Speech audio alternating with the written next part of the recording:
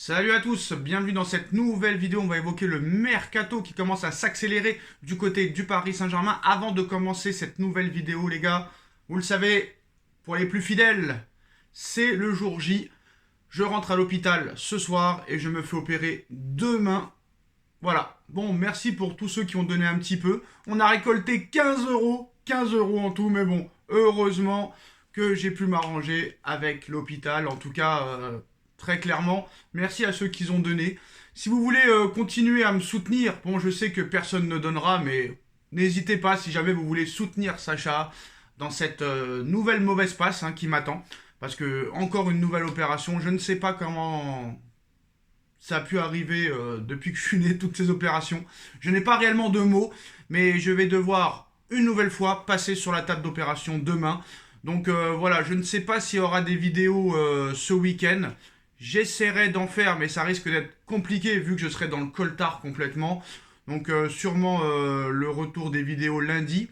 J'essaierai quand même de faire le débrief de la finale de la Ligue des Champions entre le Real Madrid et le Borussia Dortmund. En tout cas, si vous voulez soutenir Sacha, n'hésitez pas. Le compte PayPal est en lien en description. Vous pouvez donner ce que vous voulez. Quoi qu'il en soit, c'est pas une obligation.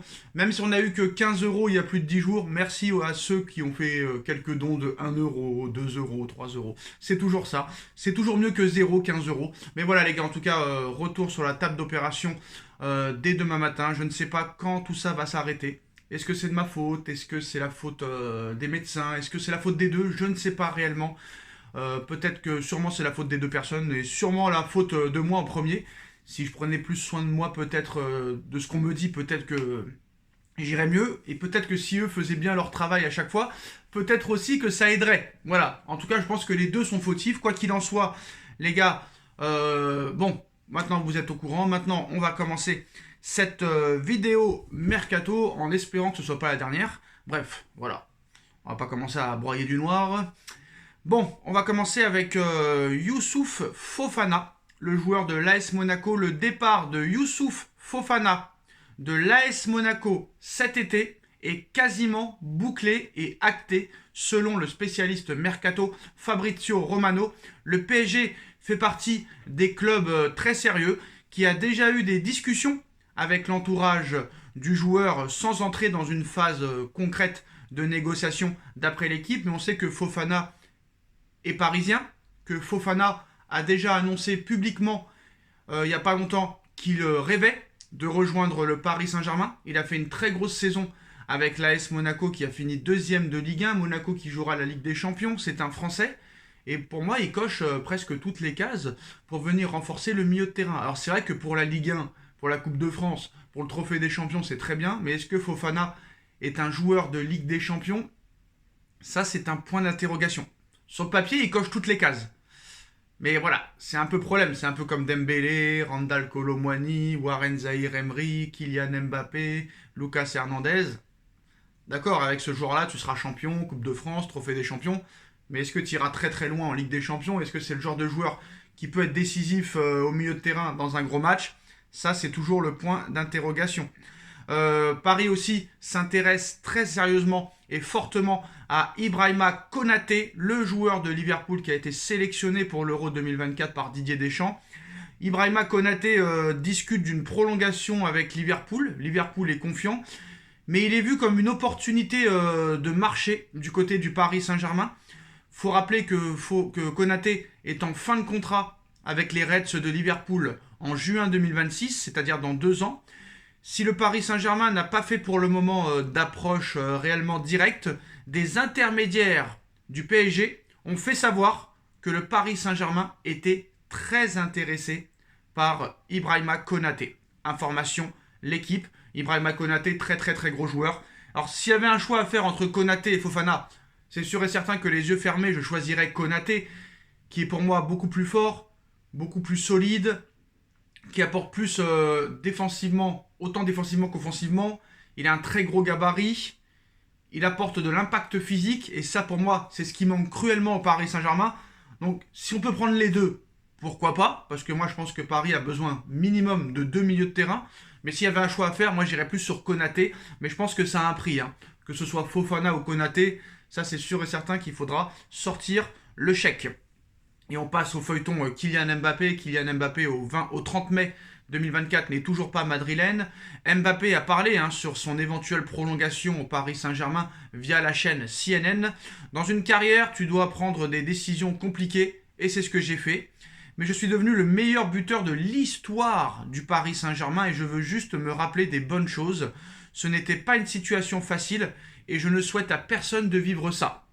Donc Mbappé ne souhaite à personne de toucher 72 millions d'euros par saison, plus des primes de 80 à gauche, 80 à droite, et de jouer dans un stade magnifique et dans une ville magnifique. Mbappé ne souhaite ça à personne. Neymar avait dit la même chose. Est-ce que c'est eux les trompettes ou est-ce qu'il se passe vraiment des choses bizarres à l'intérieur du Paris Saint-Germain? On peut se poser la question.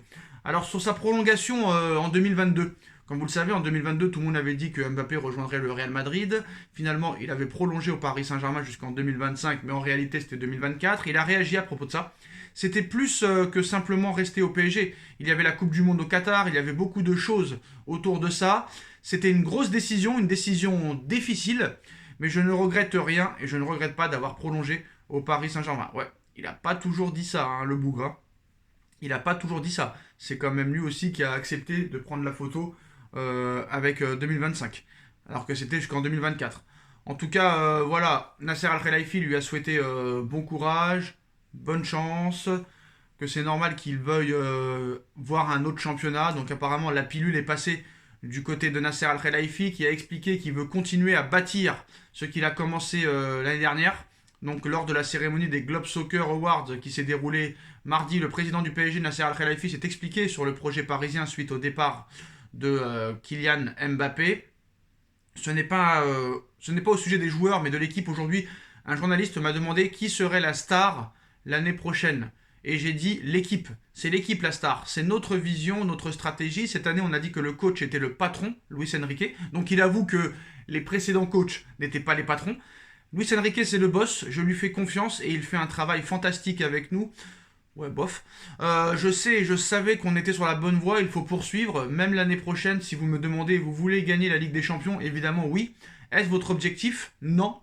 Faisons du mieux. Ça, c'est pas bon, ça. Quand un dirigeant d'un club te dit est-ce l'objectif de gagner la Ligue des Champions et que tu réponds non, faisons du mieux. Continuons à bâtir ce qu'on a commencé cette année. Construire l'équipe, le style offensif qu'on aime et qui fait qu'on apprécie l'équipe. Même si tu perds, c'est le football, tu perds parfois, mais si vous me demandez êtes-vous satisfait de votre décision? Oui, je le suis. Pour Mbappé, je lui souhaite le meilleur. Il a fait des choses exceptionnelles pour nous pendant 7 ans. Il avait 18 ans à son arrivée. Maintenant, c'est un grand garçon qui est le meilleur joueur du monde. Je suis fier de ce qu'il a fait pour le club. Et on ne sait jamais. Peut-être qu'un jour, il reviendra en France. Je connais ses ambitions. Il voulait changer, aller dans un autre championnat pour vivre de nouvelles expériences. Et il en a le droit. Bien sûr, il y a des conflits dans toutes les familles. C'est normal, mais je crois que les médias ont mis de l'huile sur le feu. Il ne mérite que le meilleur. On sait que c'est toujours difficile, ça se joue sur des détails.